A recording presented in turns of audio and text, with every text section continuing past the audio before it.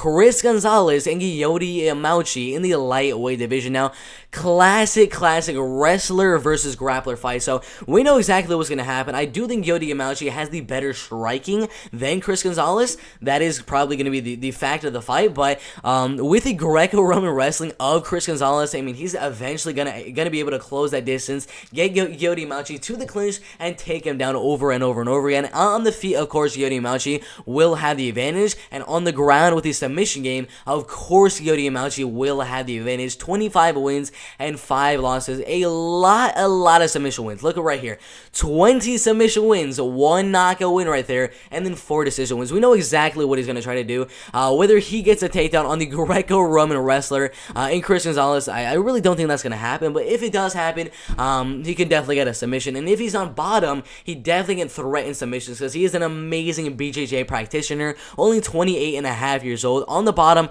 he's just gonna keep on going for Kimura, not a rear naked from the bottom, triangles, arm bars, Kimuras, over and over and over again, eventually till he does get the submission or until the fight does end. So this is gonna be a very interesting fight. There's probably 2 outcomes of the fight. Either Goiti Yamauchi gets taken down over and over again, and Chris Gonzalez gets a dominant decision win with all of his ground and pound and control time, or Chris Gonzalez gets the takedown on Goiti Yamauchi, keeps on top, ground pounds a little bit, and then gets caught with an armbar, gets caught with a triangle, or something like that. And there might be even a third outcome to the fight, which would be Goiti Yamauchi defending the takedowns. That is another possibility because he does have some pretty good takedown defense, but I don't know if that's going to happen with the Greco-Roman wrestler and Chris Gonzalez right there. But we shall see what's going to happen. Goiti Yamauchi definitely does have the striking advantage, but it's a very interesting fight. I do think it is 50-50, 74% going Yamauchi right there, mainly by a submission, of course, and then 26% going Gonzalez right there. Very even fight.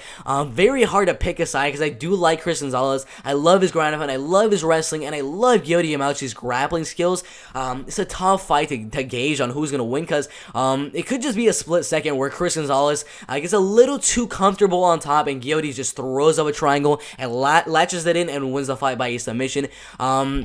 It's a tough one. It's a very tough fight to gauge, but I'm going to go with the underdog. I'm going to go with Chris Gonzalez right there. I love his wrestling, and all he needs to do is defend the submission. So he just control the fight on top, land a little bit of ground and pound, and defend those submissions from Goiti Yamauchi. Just control, ground and pound, and defend the submissions. 3 steps, get the takedowns, control the fight, ground and pound, and defend the submissions. That's all he's got to do. It's much better said than done, but of course, this is going to be a really good fight. I would not be surprised if Goiti Yamauchi just throws up a submission win and wins the fight by a submission. But I am going to go Chris Gonzalez. Should be a really good fight in the lightweight division. Would not be betting on this one because of how unpredictable both Goiti Yamauchi and Chris Gonzalez are. You never know with those submission skills, but I am going to go Chris Gonzalez going out there, takedown, ground and pound for 3 straight rounds for the decision win right there. Should be a really good fight in the lightweight division right there.